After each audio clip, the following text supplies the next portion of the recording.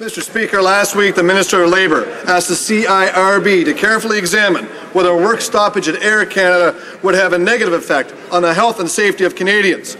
Now, this being the beginning of March break, over 1 million passengers, hard-working Canadians and their families, could be affected by a labour stoppage. Labour stability in the air transportation sector is critical to the Canadian economy, the economic recovery, and the confidence of the average Canadian traveller. Can the Minister of Labour please update this House the status of labour negotiations with Air Canada? Minister of Labour. Thank you, Mr. Speaker, and I'd like to thank my honourable colleague for the question. As I said before, Mr. Speaker, government is very concerned that a disruption at Air Canada will damage Canada's fragile economic recovery. We've been closely following the negotiations, and despite the hard bargaining over the past few weeks, it has not elicited a collective agreement.